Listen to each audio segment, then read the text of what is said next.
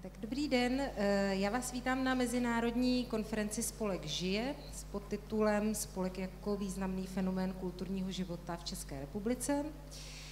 Tato akce se koná pod záštitou ministra kultury, pana Martina Baxy. Já se jmenuji Kateřina Radhouská, jsem z Českého rozhlasu a budu vás tyto 2 dny konferencí provázet. Než ji oficiálně zahájíme, tak tu mám několik takových praktických informací. Jednak první přestávka bude dneska ve 12 hodin a 40 minut. Občerstvení bude tady na té straně. A během této pauzy bych vás požádala, jestli byste se šli do předsálí podívat na seznamy účastníků a účastnic těch odpoledních fokusních skupin, čili tam se dozvíte, kam patříte. A potom odpoledne si řekneme, kde se to bude konat. Bude to na 3 místech. Potom tu mám informaci, která se týká bezplatného právního poradenství a to je tamhle vzadu, když se otočíte, tak přímo za vámi, vedle tlumočníků. Paní Kateřina Vítová, která je právnička NIPOSu, tak bude vlastně po dobu konference do 14 hodin, myslím, dnes i zítra poskytovat na tomto místě právní servis zdarma. Je to tedy právní servis subjektům v kultuře, zejména spolkům, a můžete se na ní obracet s dotazy, případně vás ještě odkážu na webovou stránku poradna.nipos.cz. Jenom teda v rychlosti řeknu, že tato poradna, pokud byste ji chtěli využít, tak se specializuje na bezplatné právní poradenství v oblasti kultury, občanského práva, pracovního práva, financování a legislativy kultury. Také se věnuje organizaci kulturních akcí, zejména teda je zaměřená na neprofesionální kulturní aktivity. Je určená fyzickým i právnickým osobám, pracovníkům státní správy a samosprávy, neziskovým právnickým osobám a také studentům. Takže všechny tyhle informace najdete i na té webové stránce, kterou jsem říkala, ještě jednou je zopakuji, poradna.nipos.cz. Pak ještě možná jste si všimli, že v předsálí jsou různé publikace zdarma, takže bych vás ráda vyzvala, abyste si je prohlédli a případně i odnesli domů. Je tam například i publikace našeho dnešního prvního řečníka, pana Perlína, čili pokud vás zaujme jeho příspěvek, tak si můžete od něj i něco přečíst. Tak a teď už bychom tedy konferenci zahájili. Já bych poprosila dámy, které konferenci zahájí, paní Kateřinu Klementovou, ředitelku odboru regionální a národnostní kultury Ministerstva kultury. Dobrý den. A paní Barboru Hansliánovou, která je zastupující ředitelkou NIPOSu. Pojďte sem za mnou, můžete si vzít mikrofony a je to vaše.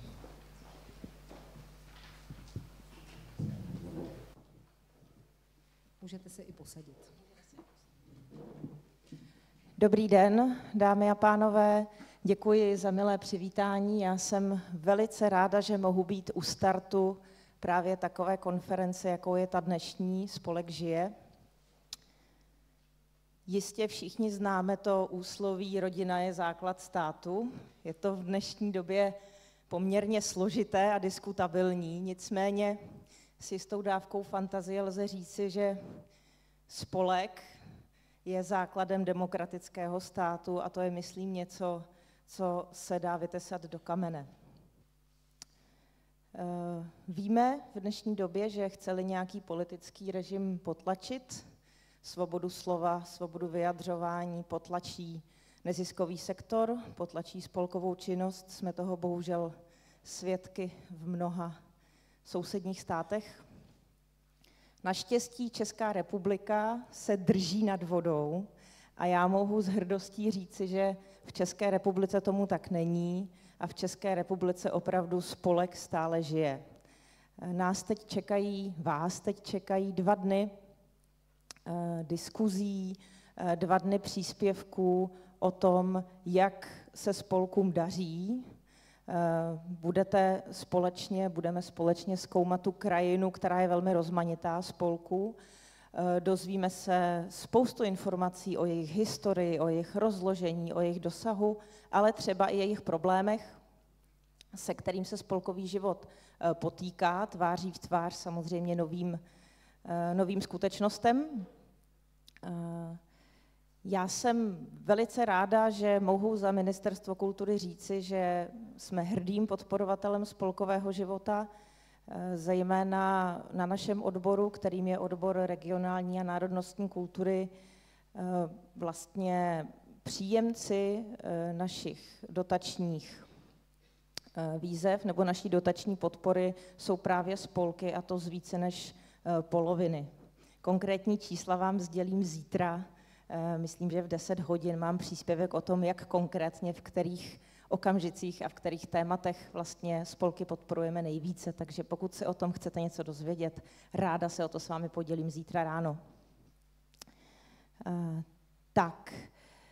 Já asi už nebudu moc dlouho řečnit. Jsem velice ráda, že se konference připravila, že se konference stala, že ji takhle mohu zahájit a budu tady s vámi zase zítra. Dnes se musím omluvit, protože musím na setkání se zástupci polských spolků, takže žene mě to do poslanecké sněmovny, vězte, že i polská menšina má silné zastoupení a bojuje o svoje práva. Takže tohle setkání mě bohužel dnes s vámi rozloučí. Děkuji vám, přeji vám tvůrčí a inspirativní konferenci. Budu tady s vámi zítra a budu se velmi těšit na výsledky prvního dne. A předávám slovo Báře Hanslianové. Dobrý den, dámy a pánové. Já bych ráda vás stručněji přivítala na této konferenci, mezinárodní konferenci, kterou pořádá NIPOS jako příspěvková organizace Ministerstva kultury. Spolky jsou našimi velkými partnery, hlavními partnery v řadě činností, kterou děláme a pořádáme. Asi bych měla v krátkosti říct, což možná už někdo víte z jiných kanálů, že NIPOS se zhruba za 2 týdny sloučí s Institutem umění Divadelním ústavem. Budeme od 1.7. novou institucí, která se bude jmenovat Národní institut pro kulturu, ale ve zřizovací listině, která bude od 1. července, jsou všechny činnosti, které dosud NIPOS dělal, zachovány, jsou spečetěny razítkem pana ministra, takže naše práce rozhodně nekončí, naopak se bude transformovat a budeme společně s kolegy z IDU ve velké instituci. To znamená, že tato setkání, které pro vás dneska kolegové z NIPOS připravili, jistě nejsou poslední, akorát se budeme potkávat pod jiným jménem, stále jako příspěvková organizace Ministerstva kultury. Já jsem moc ráda, že jste všichni přišli, že se společně zaměříme na problematiku spolků a doufám, že konference přinese zajímavé výsledky. Děkuji.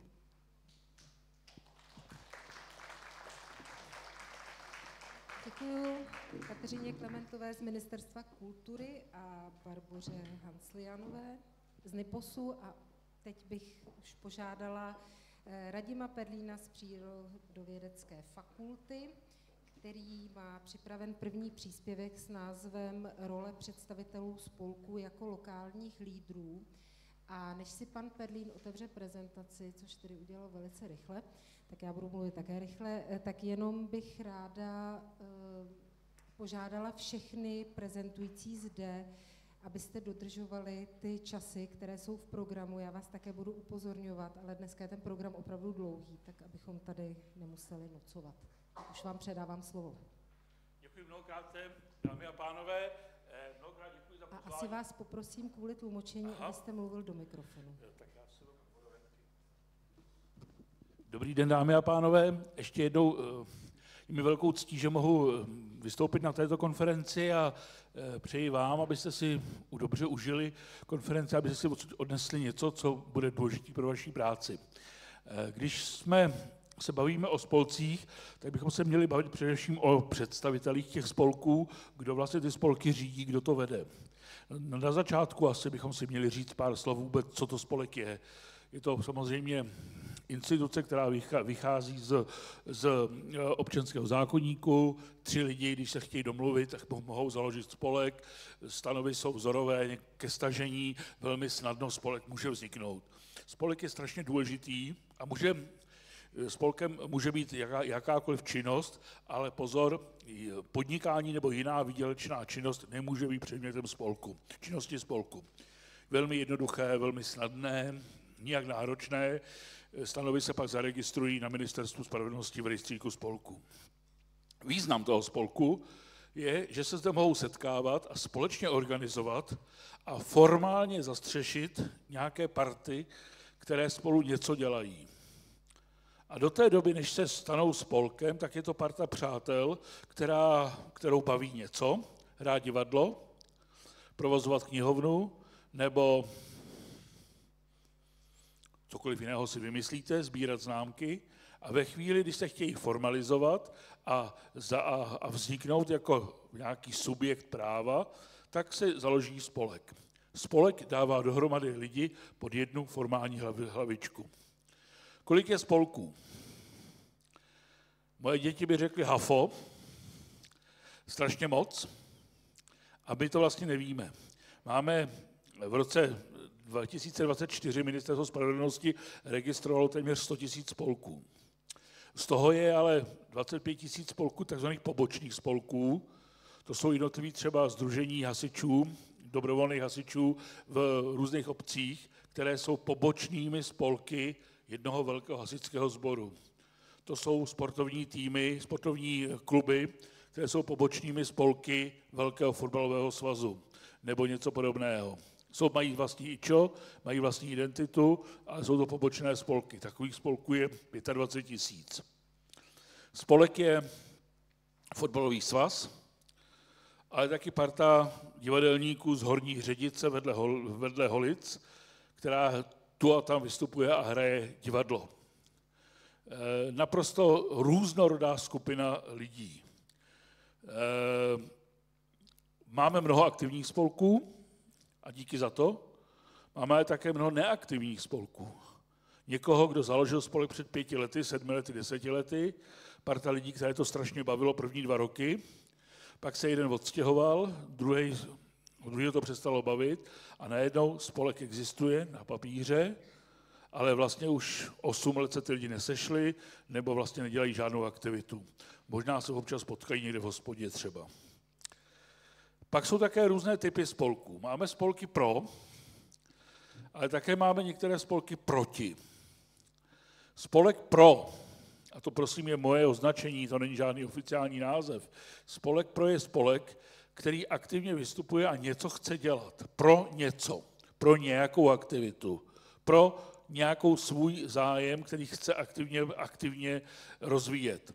Spolek, který se podílí na kulturních, společenských, sportovních, ekologických, jiných aktivitách v dané obci, v daném místě, v daném regionu a dělá něco pro budoucnost, pro sebe, pro své členy a pro budoucnost. Spolky pro je dobré zapojovat do lokálního rozvoje. Pak máme také velmi často spolky proti. A těch spolků máme velké množství. A to není nic hanlivého nebo nic špatného. Prostě skupina lidí si myslí, že není vhodné, aby se odehrávala nějaká investice, nějaký plán, nějaké rozhodnutí, většinou komunální politiky nebo regionální politiky, a aktivně proti tomu vystupují, protože k tomu mají svoje jasně definované důvody. To jsou spolky proti. Ale spolky proti lze jen obtížně zapojit do nějakého řešení lokálního rozvoje. Pak máme také spolky pro sebe a pro veřejnost. Některé spolky organizují činnost pouze pro své členy. A kdo není členem toho spolku, tak se nemůže účastnit. Typicky sportovní kluby jsou také spolky a organizují pro své členy trénink.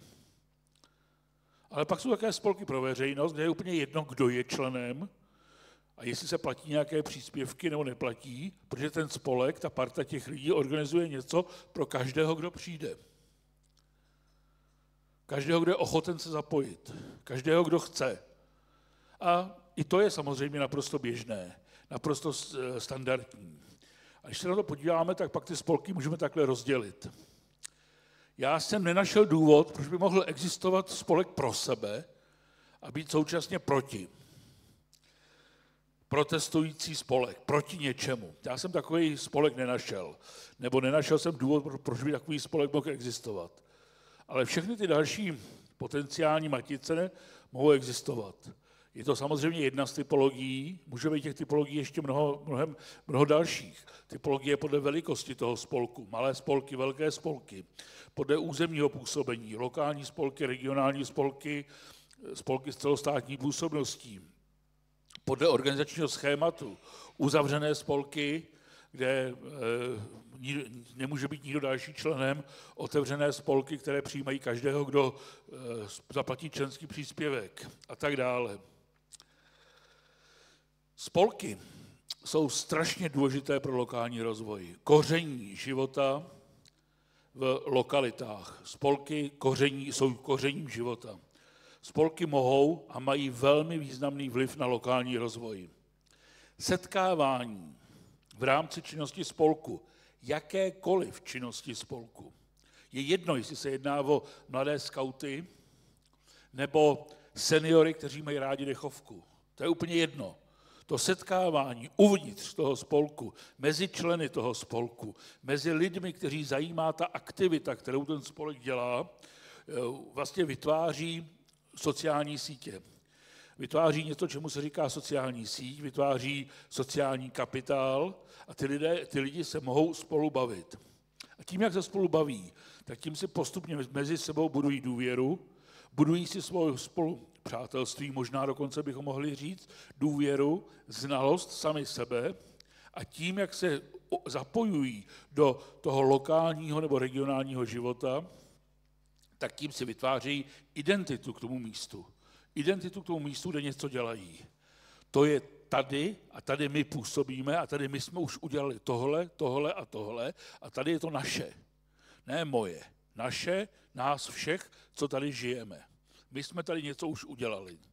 A čím větší je míra identity toho člověka k tomu místu, kde žije, čím vyšší vztah k tomu místu má, tím má také vyšší odpovědnost za to, jak to tam vypadá. Když žiju ve svém domě, na své zahradě a jsem oplocen 2metrovým neprůhledným plotem a zajímá mě pouze, jak ten plot vypadá ze vnitřní strany a zvnější se mi to nezajímá, tak se nebudu zapojovat do života v té komunitě. A to, co je na chodníku, ulici, na náměstí, v parku, to ať se stará někdo jiný, radnice. To asi není to, co bychom chtěli dosáhnout, nebo to, co bychom chtěli mít. Chtěli bychom, aby se spolky, aby se lidé zapojovali do lokálního rozvoje. Aby lidé spolupracovali. Protože právě spolupráce je ten klíčový faktor lokálního rozvoje. Žádný rozvoj v žádné lokalitě nezařídí jeden geniální starosta, nezařídí jedno geniální zastupitelstvo, ale zařídí to vždy a jenom a pouze spolupráce lidí, kteří jsou ochotni v tom místě obětovat část svého času, mají k tomu místu identitu, mají chuť se tam podílet a řešit nějaké věci, které vedou k rozvoji. A nejedná se o stavbu nového mostu.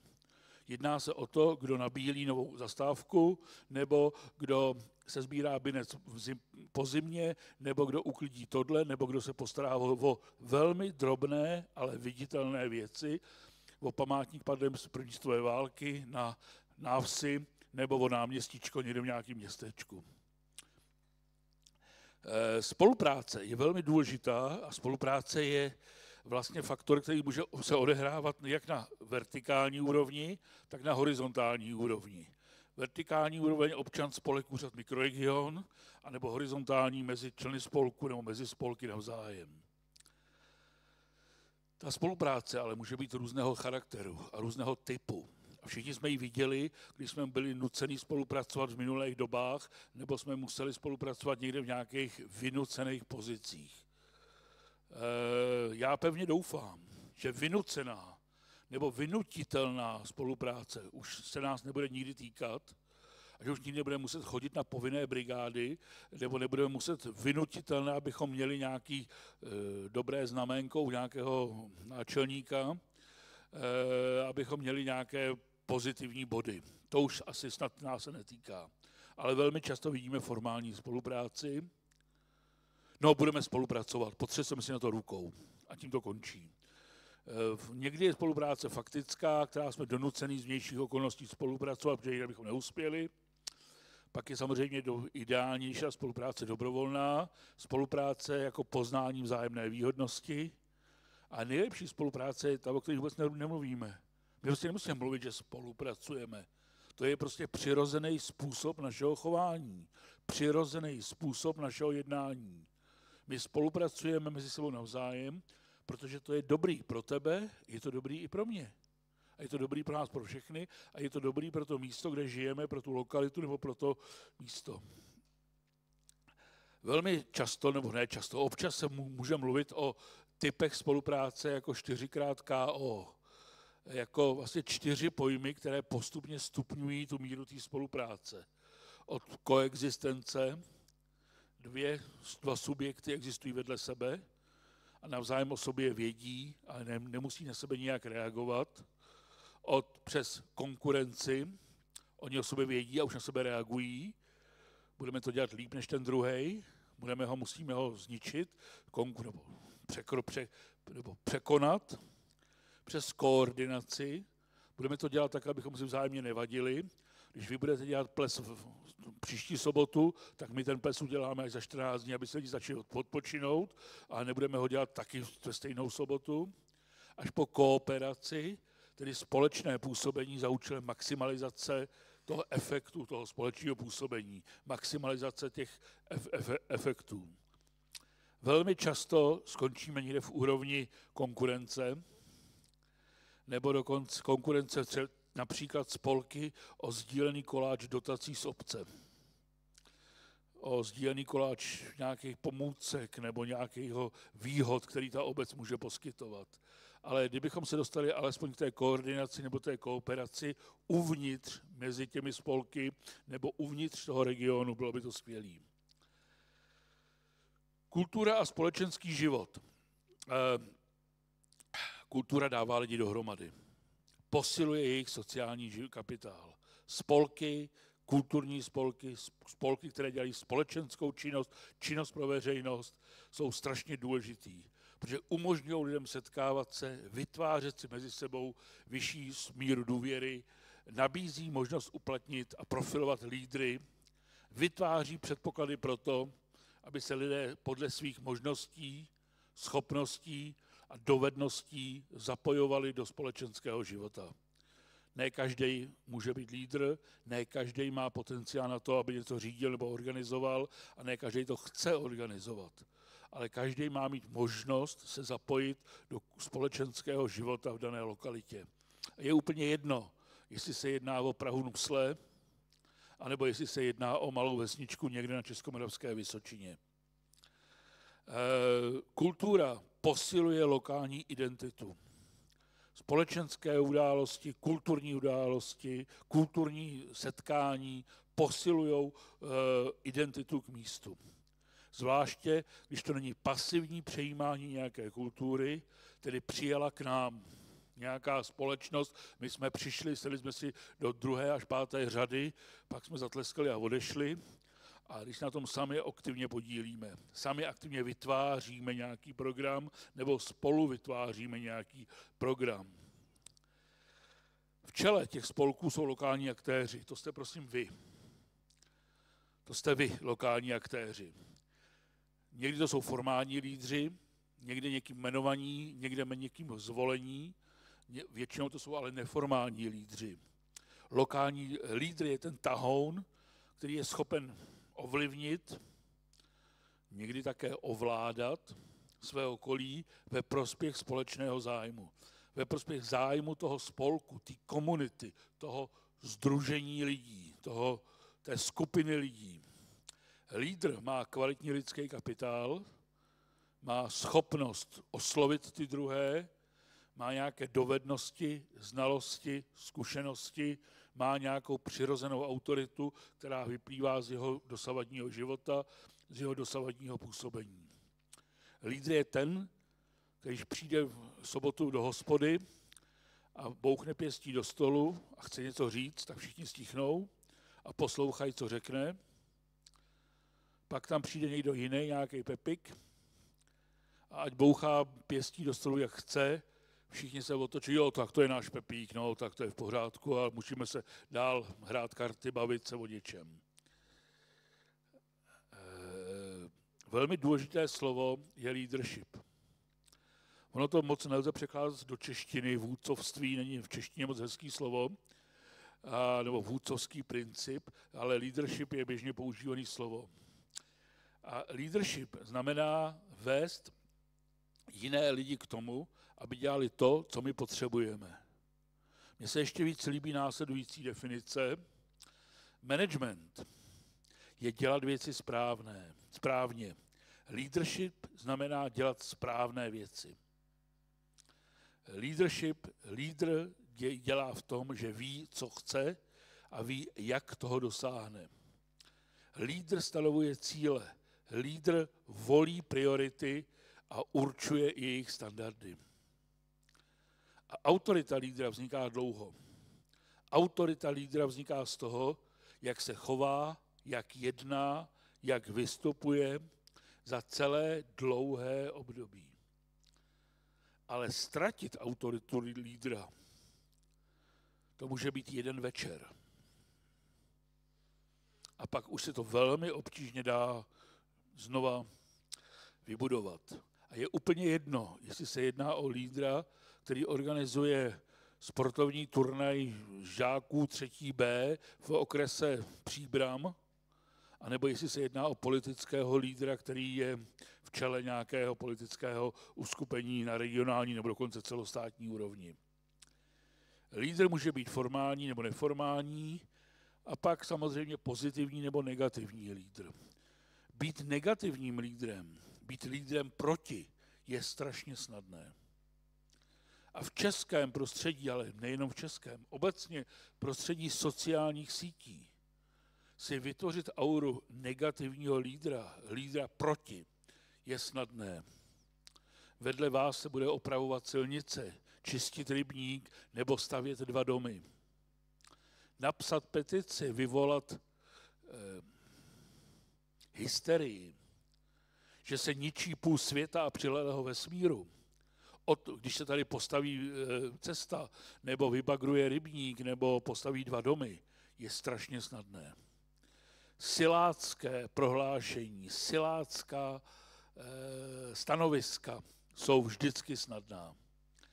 Takže negativní lídr se stanete rychle. Ale stanete se lídrem skupiny lidí, která je proti něčemu. A jestli máte pravdu nebo nemáte pravdu, je pak otázka budoucnosti nebo otázka dalšího posouzení, jestli vlastně to je nebo není to dobře. Negativních lídrů máme okolo sebe na Facebookích, Instagramech, Twitterech, ne teďko X nebo jiných podobných sociálních sítí mnoho. Velmi důležitá je identita, vztah k tomu místu. Identita je velmi důležitý pojem a pěstujte ho. Budujte v občanech, budujte ve vašich sousedech, ve vašich kamarádech identitu k místu, kde jsou. A je jedno, jestli se jedná o rodáky nebo náplavu, jestli se jedná o místňáky nebo lufťáky. I lufťáci mají právo na identitu k tomu místu. Jeden z největších problémů českého venkova je zdánlivý konflikt mezi místňáky a lufťáky. Místňáci mají právo, lufťáci právo nemají. Ty lufťáci tam jsou často 50 let na těch chalupách. Tak, blížíme se do závěru. Podmínky pro činnost spolků. Vy všichni, kdo vedete nějaké spolky, potřebujete k tomu, aby váš spolek mohl fungovat 3 věci. Já jsem se dovolil použít pojmy z výpočetní techniky. Všichni potřebujete hardware, všichni potřebujete software a všichni potřebujete nějakou šťávu, nějakou energii. Hardware je místo, místnosti, zázemí, stavby nebo jiné vybavení, které potřebujete pro svoji činnost. Jiné vybavení potřebují ochotníci, jiné vybavení potřebuje klub šachistů, jiné vybavení potřebují skauti a jiné vybavení potřebuje klub seniorů. To je úplně jedno, ale potřebujete nějaký hardware. Ale potřebujete taky software, tedy aktivitu lídrů, aktivitu těch, kteří to vedou, aktivitu jejich nápady, jejich organizační schopnosti, jejich zájem těch členů, aby se zapojovali do práce toho spolku. A pak potřebujete tu energii, potřebujete tu šťávu. Velmi často jsou to prostředky na činnost toho spolku, tedy nějaké peníze. Pokud jste z veřejné správy, pokud máte spolupráci s veřejnou správou, tak je vždycky důležité, aby veřejná správa spolky podporovala. Aby spolky jsou kořením, jak jsem tady říkal na začátku, kořením toho života. Zcela důležitá a zásadní podpora je pro spolky a spolky pro veřejnost. Musíte podporovat ty spolky, kteří dělají nějakou činnost aktivně a pro všechny, kteří se chtějí účastnit. Klub filatelistů, který dělá činnosti jenom pro registrované členy sbírače známek, je dobře, že existuje, ale není to ten, který úplně přesně vy budete potřebovat v dané obci. Potřebujete hardware. Potřebujete, aby obec vám pomohla, mikroregion, veřejná správa s pronájmutím nějakých prostor nebo poskytnutím nějakých prostor, kde si můžete věci, které potřebujete, uložit. Potřebujete maximální podporu pro ten software. Když za vámi přijde nějaká skupina lidí, že by tady chtěla dělat diskotéky punkové muziky a vy máte nejradši Evu a Vaška a punková muzika vám připadá jako něco úplně šíleného, tak je stejně měli byste je podpořit, protože prostě budou dávat lidi, kteří mají nějaký okruh lidí okolo sebe dohromady. A potřebujete energii, potřebujete ty peníze. Tedy potřebujete nějakou dotační podporu. Ale dotace by nikdy neměla jít na projídání, na provoz, nebo dokonce na platy, odměny, cestáky nebo něco podobného. Já jsem přesvědčený o tom, že dotace má jít na tu činnost. A spolek, pokud to není profesionální spolek, který je fotbalový svaz, hasičský záchranný sbor, tak platit tyto spolky za to, že jsou, anebo platit za to, že něco dělají. Já si myslím, že se mají platit spolky za to, že něco dělají. Děkuji za pozornost. Doufám, že jsem nebyl moc dlouhý. Nepřetejkám ještě do basketu? Nebyl. Dokonce máte ještě 2 minuty, ale my jsme začali trošku dřív. Takže, tak. Děkuji panu Perlínovi. Teď je 5 minut na vaše dotazy, pokud je nějaký dotaz. Ano. Asi vám tam pošleme mikrofon. Tak určitě vám tam pošleme mikrofon. Děkuji. Prosím, představte se, když... Jo, Robert Bargel, Nipos. Pane Perlíne, chci se zeptat, jestli je nějaký empirický důkaz o tom, že ty protispolky, že je obtížné je zapojit do toho veřejného a politického dění, jak se tam měl tu tezi. Ty spolky proti? No. Je obtížné je zapojit do pozitivního řešení rozvoje. Naopak jsou velmi často zapojení do jaksi kritiky nějakého systému nebo nějakého rozhodnutí. A to neříkám, že je špatně nebo dobře. To někdy může být velmi naivní nebo velmi dětský protesty a někdy to může být velmi důležitý, protože prostě brání něco zcela zásadního. Ale já na to nechci říkat jednoznačný názor, protože prostě to je případ od případu.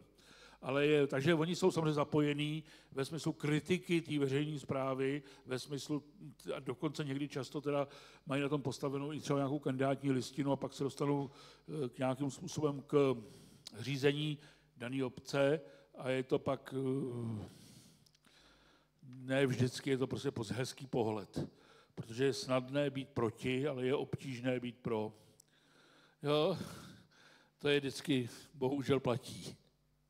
Já bych mohl jmenovat jednu ne úplně největší politickou stranu, která na tom, že byla proti něčemu, tak bych byl úplně konkrétní, Piráty, získali vlastně velký potenciál, ale když to měli projevit ve podobě vládnutí, tedy být pro, tak.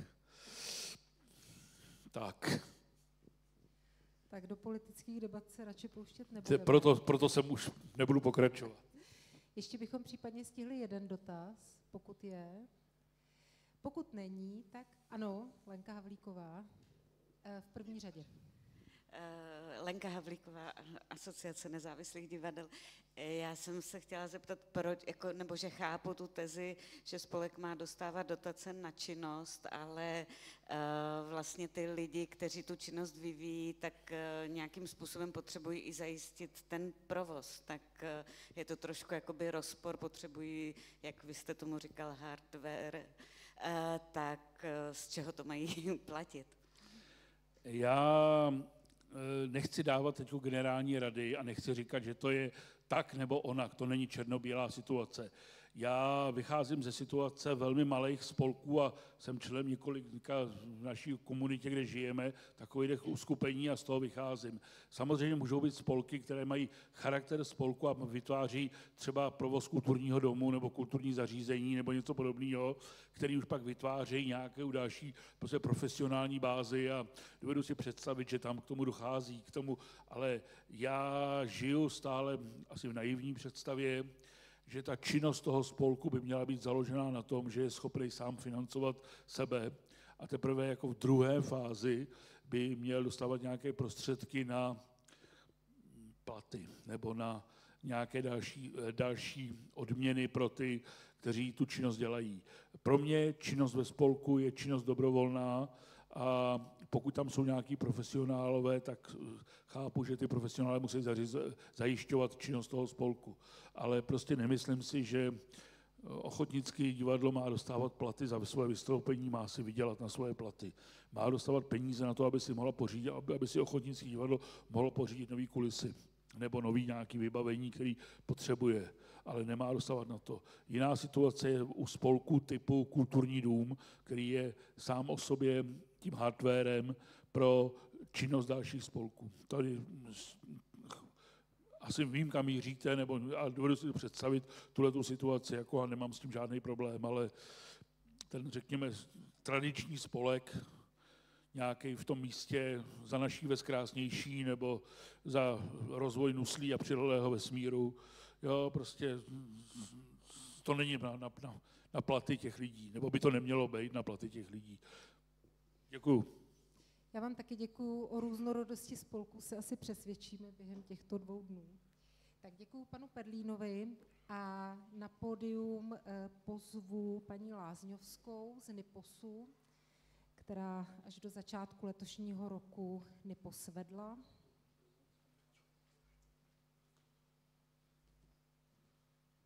Ještě pro pořadatele, ta moje prezentace je na té ploše, kdyby ji někdo chtěl, tak je pak ke stažení.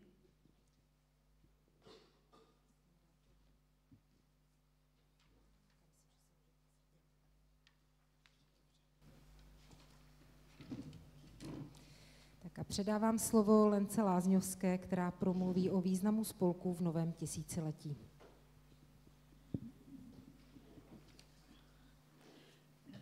Dobré dopoledne všem. Já jsem ráda, že jsem po Radinu Perlínovi, protože mám situaci lehčí, neboť lecos vysvětlil, ale jednu věc neřekl. A ta věc je docela důležitá, protože je to hlavní důvod, proč jsme se rozhodli tohleto téma zvednout, téma spolku. Souvisí to s demografickým obrazem České republiky. Česká republika má asi 6,5 tisíce, přibližně 6,5 tisíce obcí, a z nich ale velká většina jsou malé obce. Český statistický úřad říká, že jsou do 3 tisíc obyvatel, ale to vůbec není pravda, protože ve skutečnosti jsou ještě menší. Většina z nich je malých, do 1000 nebo ještě menších. A teď se dostanu k tomu, proč ty spolky jsou důležité. Ministerstvo kultury ve své nové kulturní politice chce se zasadit o to, aby existovaly mapy vlastně kulturní infrastruktury, aby byly dokonce nějaké doporučené standardy. A jak víme, tak klasická definice kulturní infrastruktury říká, že to jsou prostory a objekty, potažmo instituce, které jsou určeny, jejichž hlavní tedy účel je poskytování veřejných kulturních služeb. Nebo jsou to prostory, ve kterých se ty veřejné kulturní služby mohou realizovat.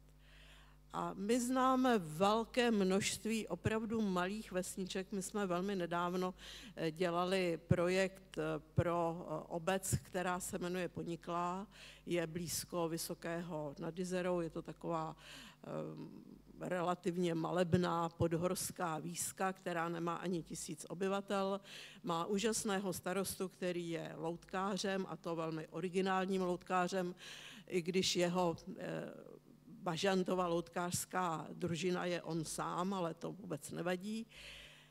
A tam je škola, kde sice jeden prostor je, ale ten prostor slouží škole, pak to slouží také zastupitelstvu, takže moc se toho tam dělat nedá, a pak je kostel. A to je všecko. Mají tam jeden objekt, který by teoreticky se dal přestavět, ale ta investice je tak velká, že i když jim kraj, je to Liberecký kraj, nabídl dotaci z fondu vlastně pro cestovní ruch, tak to nestačí a oni si nechtějí půjčovat. A tak by se řeklo, že ta vesnice je docela smutná, protože vlastně není kde co dělat. V té vesnici je skoro 30 spolků a je to úžasná vlastně vesnice, kde si vymysleli i svého vlastního cimrmana, jakéhosi tuláčka. Mají tam tuláčkovy slavnosti a ten kulturní život je bohatý, protože to jsou ty spolky, tak my si velmi myslíme, že ať už ty standardy kulturní infrastruktury budou jakékoliv, že prostě ty spolky jsou podmínkou, jednou z podmínek toho, aby ten kulturní život v České republice byl opravdu bohatý. A to je jeden z hlavních důvodů, proč jsme se rozhodli to téma zvednout, protože ty spolky mají velký vliv i dnes.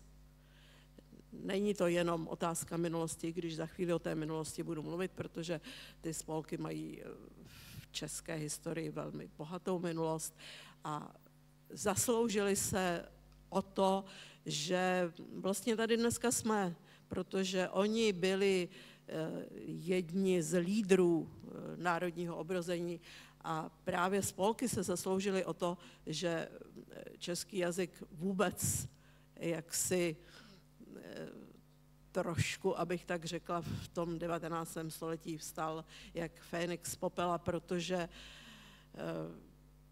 úřední jazyk byla němčina a to poněmčení bylo velmi blízko.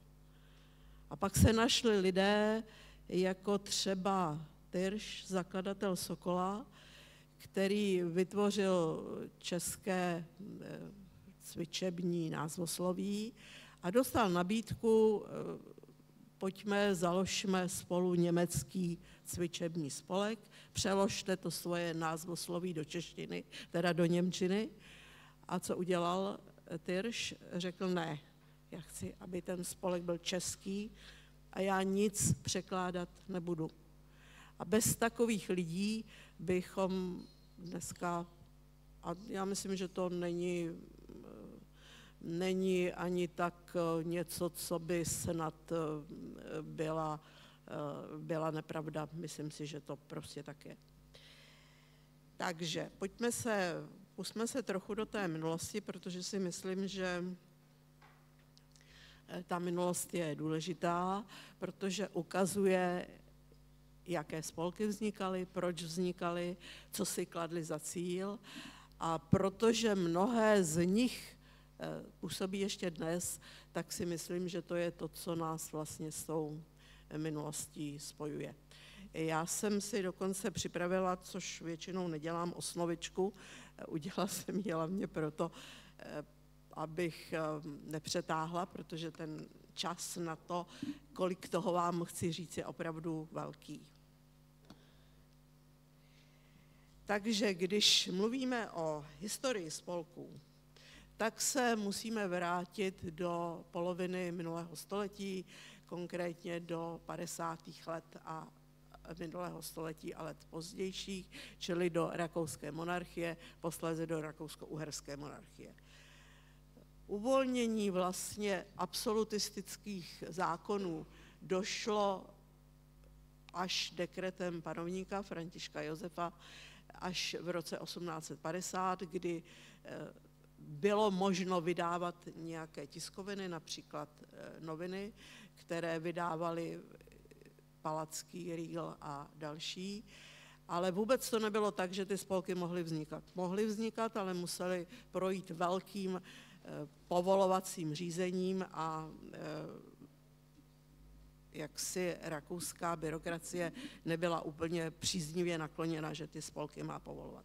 Takže všechno to muselo počkat až do roku 1861, kdy vznikl spolčovací zákon a pak už se to teda celé rozjelo. A já bych tady chtěla představit spolek, který existuje doteď, i když nemůžu říct, protože o žádném českém spolku to nelze říct, že existuje kontinuálně, protože minulých 40 let ty spolky,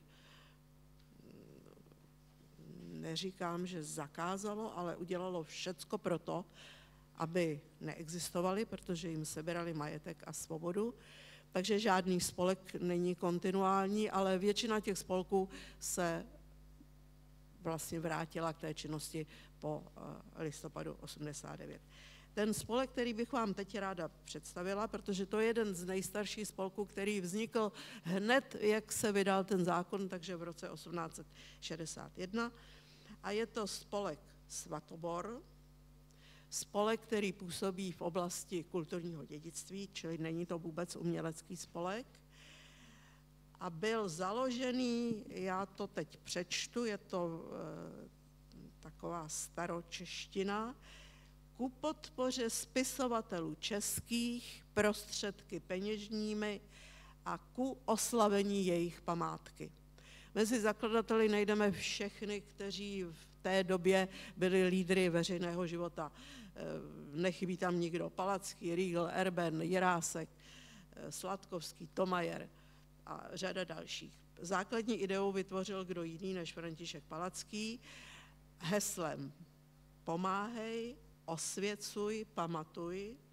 A spolek jednak pomáhal chudým spisovatelům vydávat jejich díla, pomáhal jim stipendií a cenami.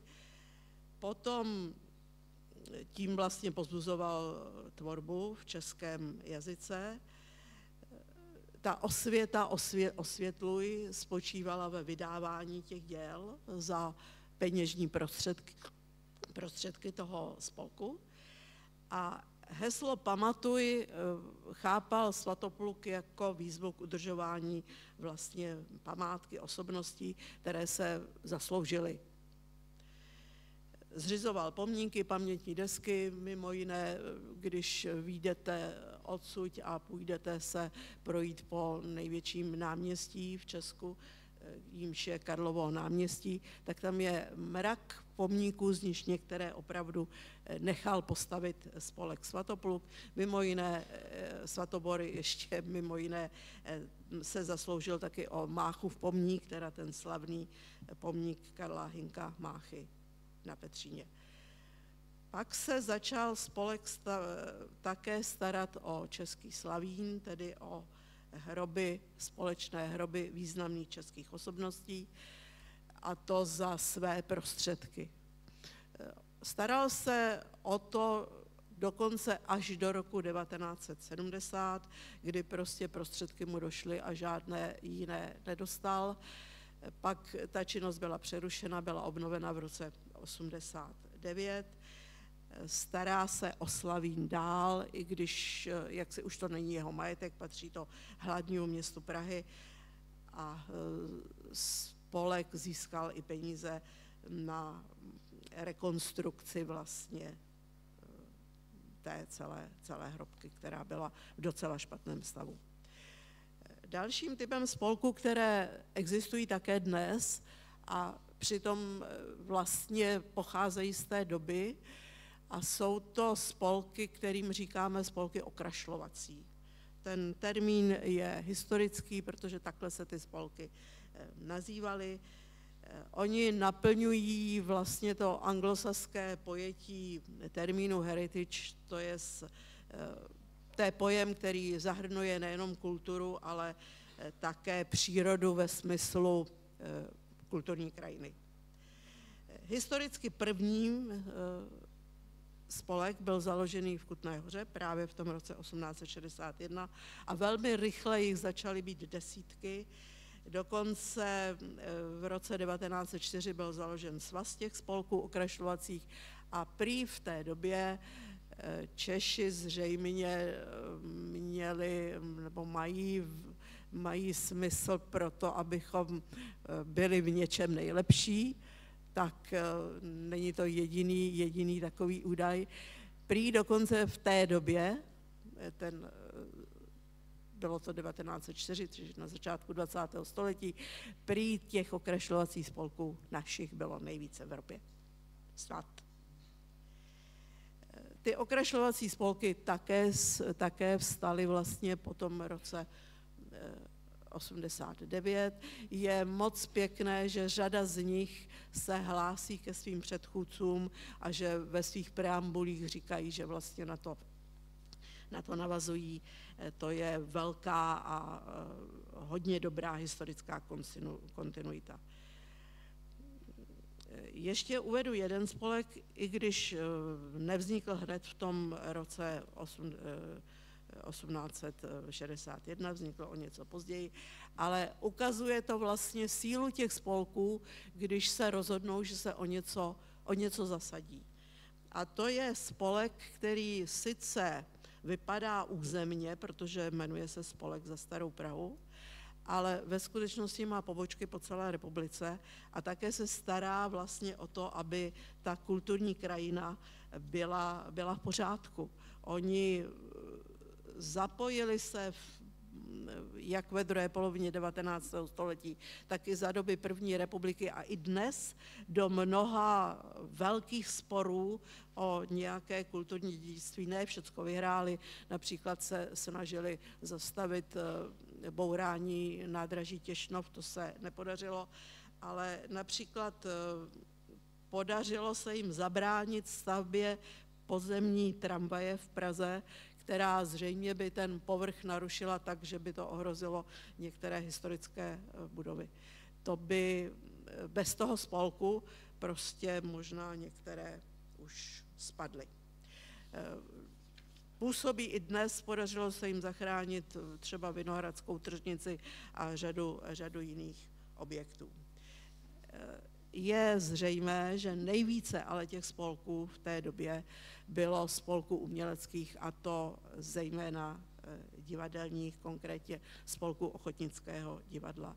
Díky tomu, že naše instituce víc než 30 let bádá v historii českého ochotnického amatérského divadla, ty termíny dneska jsou už synonyma, tak se nám podařilo prokázat od 19. století větší výskyt těch ochotnických divadel, než předpokládali akademické dějiny Českého divadla profesora Černého, vydané někdy v 80. letech minulého století. Prostě těch divadel bylo opravdu hodně.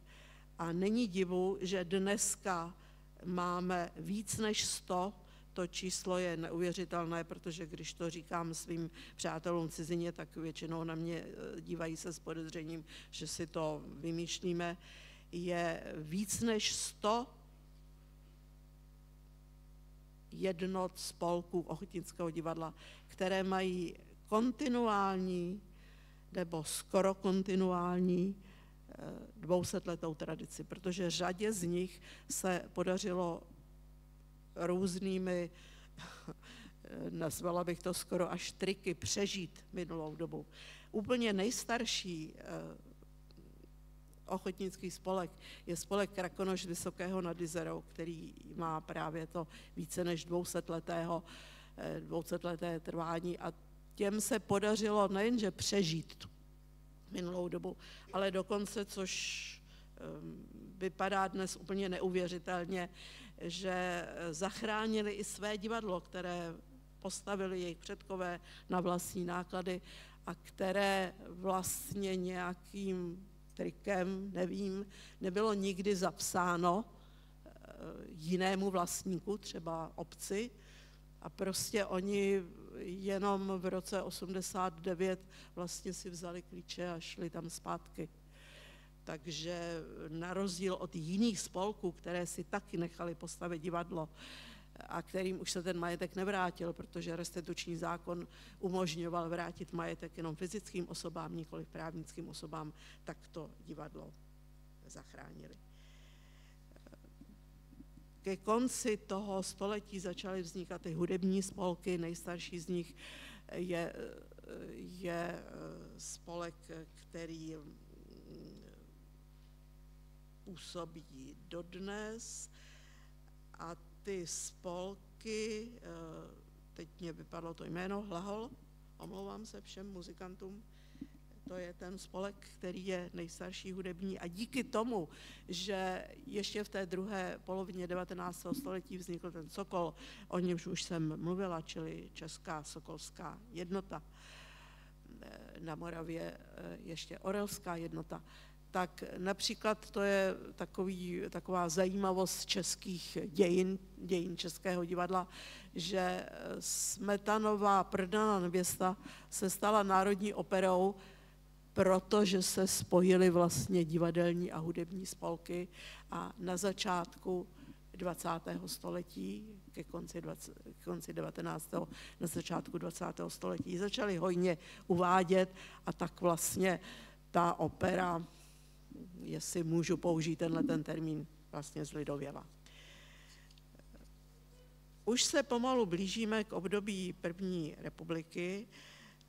Musím zmínit ještě jeden spolek, protože ten se velmi zasloužil také prostě o tu osvětu, a to Svaz osvětový, který byl založen v roce 1906 a který sdružoval vlastně všechny spolky, iniciativy, které měly osvětový nebo vzdělávací charakter.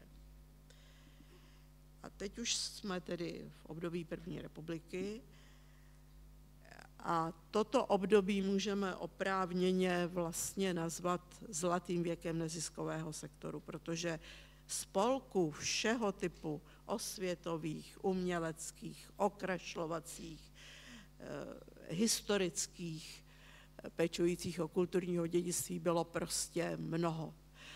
Řeknu jenom jeden příklad, také bude z oblasti divadla. Loutkářských družin, loutkářských souborů, loutkářských spolků bylo ve 20. a 30. letech v Česku tolik, že opět jsme u toho, že jich bylo nejvíc v Evropě a proto vlastně nejstarší mezinárodní loutkářská organizace vznikla právě v první republice Československu. Zajímavostí českých dějin spolkových je fakt, že v roce 1925, je to před měsícem, to bylo právě 100 let, vznikl Masarykův lidovýchovný ústav jako veřejná instituce, ale veřejná instituce, která byla postavena na spolcích, na matici spolků. Založili 4 spolky, jedním z nich byl Sokol, druhý z nich byl ten Osvětový ústav a další, Matice slovenská, selské učení a tak dále. A zajímavé na tom je, ty dějiny toho Masarykova lidovýchovného ústavu jsou hodně zajímavé, protože ty spolky měly naprosto rozhodující vliv na jeho činnost. Rozhodovali o tom, co ten spolek bude dělat, hodnotili činnost. Jednou roce se scházela ta Matice, jakési valné shromáždění těch spolků. Dokonce v těch stanovách bylo napsáno, že vedoucí pracovníci toho ústavu mají právo se zúčastnit, ale nemají právo vystupovat a cokoliv říkat. Hlavní slovo měly spolky a bylo na nich, jak teda ten Masarykův ústav budou jaksi formovat. My, naše instituce a i teda ta další, která vznikne, jsou vlastně v přímé vazbě, tedy jedni z přímých pokračovatelů, asi pátí v té řadě. To všecko trvalo do druhé světové války. Po válce se pokusili tohle všechno obnovit. Ta obroda trvala velmi krátce, protože po roce 1948 už to všechno bylo jinak. Přišel Soběslavský plán. Zajímavé je, že on vlastně nezrušil to shromažďovací právo, ale přesto vlastně to zrušil, čili ne de jure, ale de facto. Sebral spolku majetek a nařídil, že každý z nich musí mít svého zřizovatele, který mohla být jenom socialistická organizace. Pouze v roce Pražského jara se došlo k pokusu obnovit vlastně spolkovou činnost a jediné, co z toho zbylo, že v roce 1969 vznikly 4 celostátní spolky, jedním z nich je Svaz českých divadelních ochotníků, jedním z nich je Svaz českých fotografů, Unie českých pěveckých sborů a ještě organizace, která se starala o společenský tanec. Všechny vlastně existují dosud, ale po tom roce 69 byly sice součástí Národní fronty, ale měli asi takové pravomoci jako zahrádkáři, takže nebylo z toho nic. Všechno to muselo počkat až po roce 89, kdy vlastně z prvních zákonů, které vydala Svobodná republika, byl zákon o občanských sdruženích a těch občanských sdružení vzniklo ve velmi krátké době desítky tisíc. Víte, že dneska po jaksi vydání nového občanského zákona v roce 2012 jsme se vrátili k termínu spolek, čili nejsou to už občanská sdružení. Také vznikl orgán, který má bezprostřední vliv na všechno, co vlastně legislativně se s těmi spolky děje, a to je Rada pro spolkovou činnost při úřadu vlády. K tomu, jak se o ně stará samospráva, se dostaneme i zítra, čili o tom nechci mluvit. Teď se podívejme trošku na typologii těch spolků.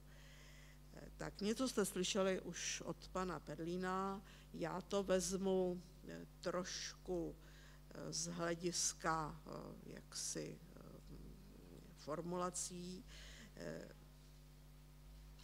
Spolky u nás se vlastně dělí na 2 skupiny. Je to, co Radim Perlín nazývá pro a proti. Jsou to jednak servisní spolky a jednak advokační spolky. Servisní organizace mohou být veřejně prospěšné, to jsou třeba ty okrašlovací spolky, a mohou být vzájemně prospěšné. To můžou být klidně i ty sběratelské spolky anebo nějaké municipální aktivity. Advokační organizace jsou zase veřejně prospěšné anebo vzájemně prospěšné.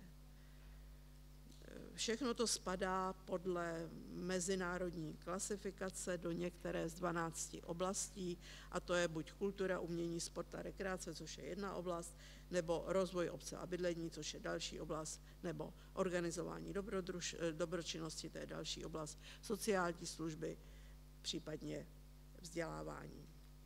Je faktem, že kulturní spolky, my opravdu nevíme, kolik jich vlastně je, protože odhadujeme, že těch spolků může být kulturních spolků s převažující kulturní činností, protože to je další problém, že ten spolek vůbec nemusí být registrovaný jako kulturní organizace, je asi 10 000.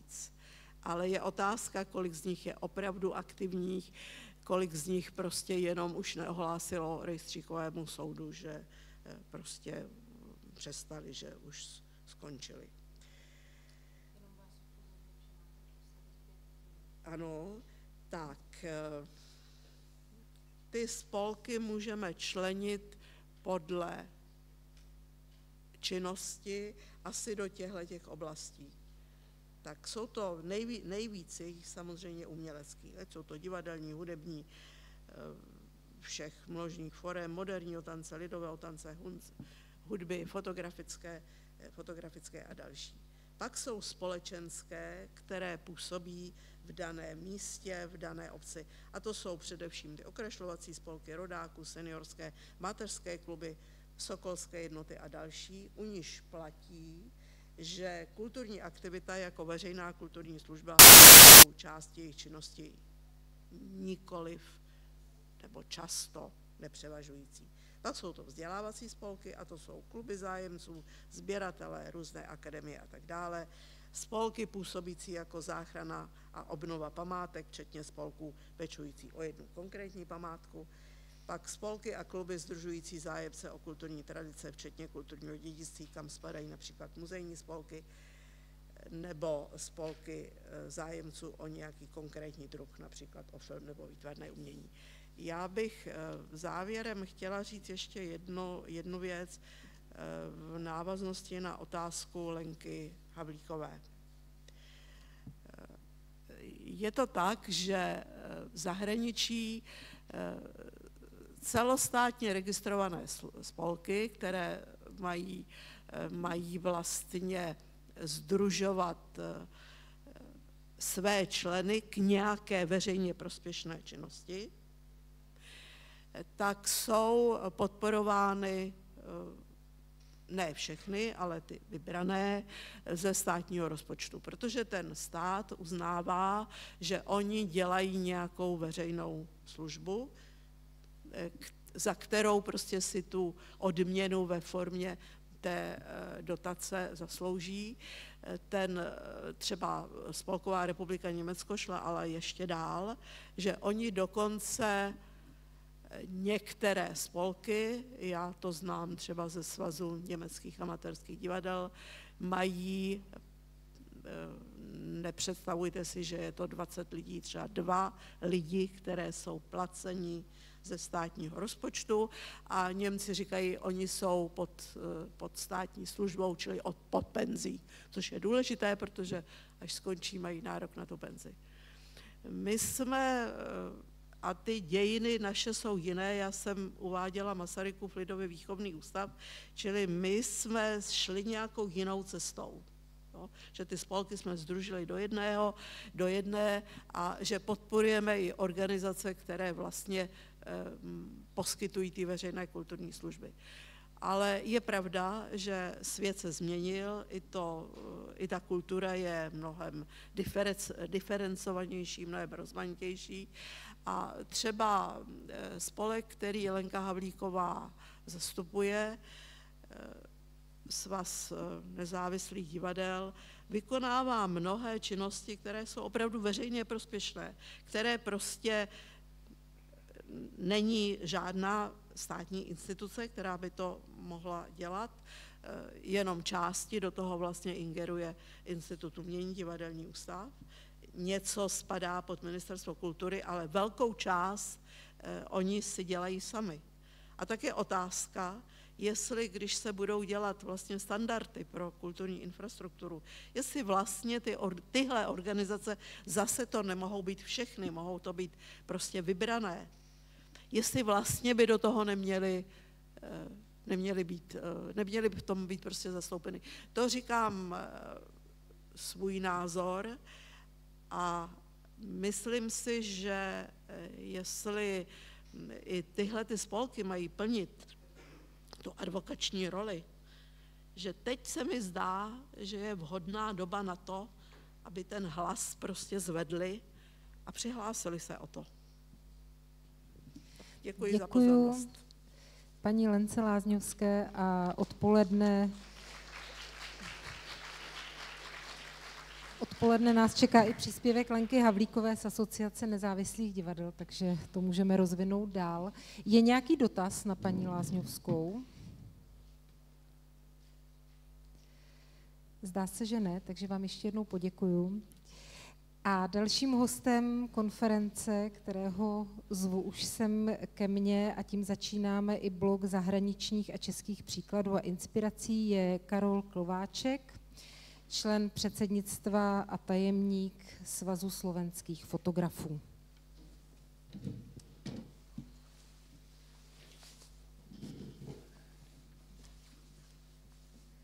Tak a uvidíte prezentaci, která je plná fotografií. Já vám předávám slovo.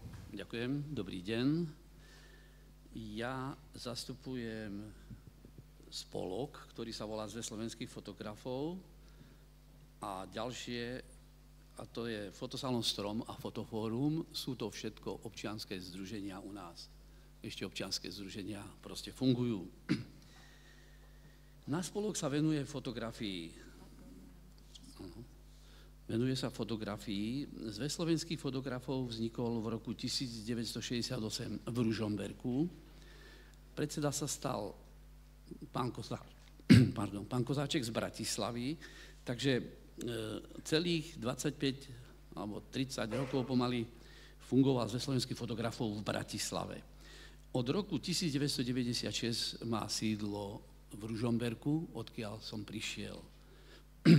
Stalo sa to tým, že v roku 1996 dotácie, ktoré dostával ze slovenských fotografov, prestali ísť. A povedali nám, ak chcete, aby tento spolok fungoval, tak si ho zoberte do Ružomberka.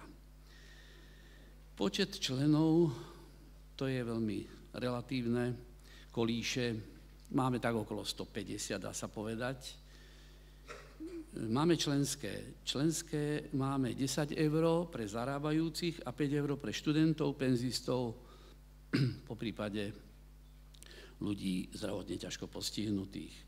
Povinnosti nášho člena, sú hlavne zaplatiť členské teda a poslať raz za rok fotografie na výstavu. Tých fotografií môže byť maximálne 10, no keď ich niekto pošle viac, nič sa nestane. Naopak, ale proste je to limitované 10 fotografiami a my urobíme výstavu, urobíme katalóg, ktorý dostane každý člen, ktorý obošle tieto fotky, a potom robíme reprízy tejto výstavy, ktorá býva v Košiciach, býva v Bratislave, v Považskej Bystrici, bývala v Senici, vo Zvolenie, no ale to všetko nám nejak odišlo. A časť tejto výstavy po spolupráci so Svazom českých fotografov býva aj v Prahe počas výstavy, ktorú robí Svaz českých fotografov, z čoho sa veľmi tešíme. Náš hlavný problém sú peniaze. To je náš hlavný fenomén, lebo okrem iného organizujeme aj podujatia, ktoré sa venujú fotografii. A na tie my jednoducho musíme dať sumu, ktorú vlastne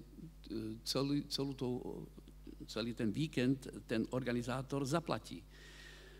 Ale poznáme poznáme organizácie, ktoré dostávajú dotácie od miest, ktoré nevyberajú toľko tých peňazí ako my a majú ďaleko viac účastníkov tých akcií. A ja sa pýtam, čo je dôležitejšie, či keď na úkor tej kvality možno, že záleží od lektora. A v tom si nevieme ako pomôcť, že jednoducho tá otázka tých peňazí je pre nás absolútne limitujúca.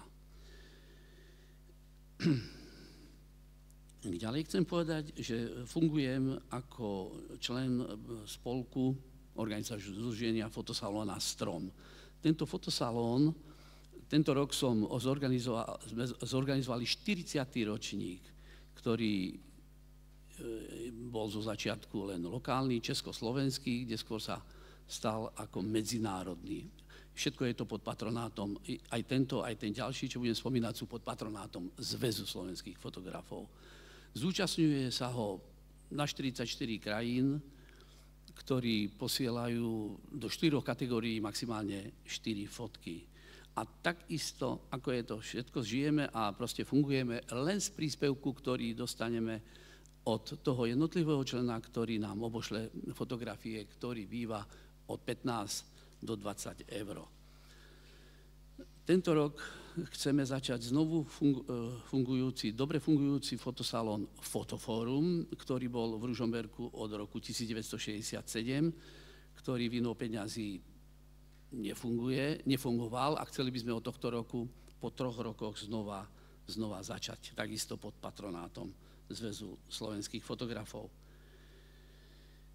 Takže aby som to ako zhrnul, povedal by som, že u nás všetko stojí a padá na to, lebo tie peniaze zo štátu nedostávame, tých peňazí, ktoré príde na organizáciu od tých jednotlivých členov, je len tak akurát.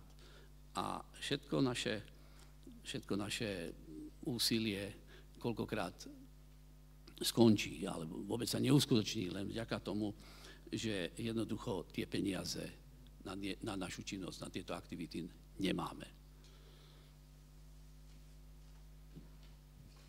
Vy jste byl velice rychlý. Tak já se vás ještě doptám, kdo jsou vaši členové. To by mě zajímalo, jak vlastně kdo ten svaz tvoří. No, tvoria ho jednotlivci, ktorí majú záujem o fotografiu a ktorí sa prezentujú svojimi prácami, proste pošlú 10 svojich fotografií printových, komisia sa na ne pozrie, alebo schváli, alebo neschváli podľa úrovne a podľa toho, ako sa páči a či tie fotografie sú dostatočne zaujímavé a kvalitné, tak sa príjme, alebo keď je člen nejakého fotoklubu, tak ten fotoklub ho doporučí. To znamená, že kdyby třeba někdo se chtěl stát vaším členem, tak to může takhle jednoduše udělat, že vám pošle ty fotografie. Áno, napíše list, že má záujem priložiť 10 fotografií a jednoducho sa schváli alebo sa neschváli. Sme okrem iného, Zväz slovenských fotografov funguje aj, volá sa to Fotomapa, Českobudějovický mapový okruh, ktorého sme súčasťou. Je tam asi 11 členov, 11 fotoklubov. My sme ako pod Zväzom fotografov je aj fotoklub, ktorý tie fotografie obosiela a tam takisto, keď chce sa zúčastniť nejaký klub tej akcie, tak musí predložiť svoje práce. Niečo podobné je to aj u nás. Mapové okruhy sú v Čechách asi 4 alebo 5, na Slovensku je len jeden, 5-svalov mapový okruh. A kdybyste měl tu situaci srovnat tedy v Česku a na Slovensku a teď myslím teda situaci, řekněme, svazu nebo spolku, který se věnuje fotografii? Netrúfam si toto označiť, ale v každom prípade Svaz českých fotografov to má jednoduchšie, lebo každoročne dostáva dotácie z ministerstva. Čili, jak jste už zmínil, vaším největším problémem jsou ty peníze. A jak vidíte vaši budoucnost tedy? No, kým budeme vládať, budeme to ťahať, alebo to robíme, pretože nás to baví, že to robiť chceme a budeme proste dúfať, že nájdeme niekoho, čo to chce po nás robiť, lebo zatiaľ sme nikoho nenašli, nikoho sme si ešte nevychovali, že by to po nás zobral. Nikdo to robiť zadarmo nechce. Tak vám budeme držet palce. Já se zeptám, jestli je nějaký dotaz tady z publika. Ano, paní Lázňovská. Já nemám otázku, jenom spíš doplnění, aby nedošlo k nějakému nerozumění. Svaz českých fotografů dostává dotace na projekty, kterými se musí přihlásit do veřejné soutěže, čili na činnost také nedostává. Jo? Tu činnost si musí prostě zaplatit z vlastních prostředků. Tak děkujeme za upřesnění. Škoda. Tak ještě poslední příležitost zeptat se. Ano, tady vidím zvednutou ruku. Poprosím vás, jestli se můžete představit. Jan Baron, knihovna Jiřího Mahena v Brně. Já se chci zeptat na sponzory a soukromé peníze. Jestli nějak oslovujete, jestli vám někdo dává něco. Oslovujeme ich pravidelne. V našom meste máme jednu veľkú fabriku, ktorá zarába veľké peniaze, ale nemajú záujem.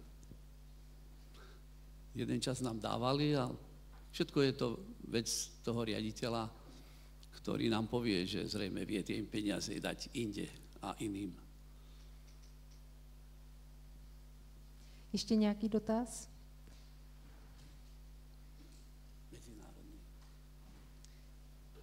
Prosím, tam mikrofon paní Dančík. Okay, hello, my name is Valentina, and I would like to ask you one question.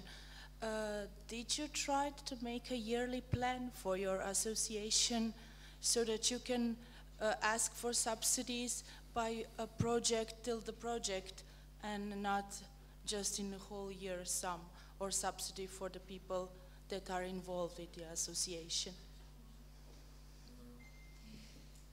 Čili zda můžete žádat i peníze na nějaké projekty, nebo jakoby detailnější dotaz ještě na to financování, jakým způsobem by to ještě šlo udělat. Já jsem to neslyšela úplně dobře, ale myslím, že takhle směřoval ten dotaz.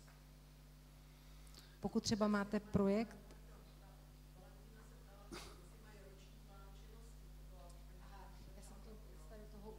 omlouvám se, jsem to z tady toho úhlu úplně přesně neslyšela. Tak jestli máte roční plán činnosti. Ročný plán činnosti máme. U nás je Fond na podporu umenia, kde peniaze žiadame, alebo respektíve žiadali sme ich veľakrát, ale nikdy sa nám nedostalo tej cti, aby sme na tie naše projekty, ktoré robíme, aby sme tie peniaze dostali. Lebo chceme robiť výstavy a mali by sme z čoho robiť výstavy. Už dávno sme mysleli na výstavy, že by ako V4, že by sa proste urobil nejaký salón, kde by boli fotky české, slovenské, maďarské a polské, ale jednoducho bez peňazí to nejde. Akurát sa nám darí s pani Matejou, predsedničkou Svazu českých fotografov, že si vymieňame fotografie. Časť jej výstavy býva v Ružomberku a časť jej výstavy býva v Prahe. Našej výstavy býva v Prahe. Tak děkujeme. Tak a zdá se, že žádný další dotaz už není, takže já vám poděkuju. Přejeme vám hodně zdaru. Ďakujem za pozornosť.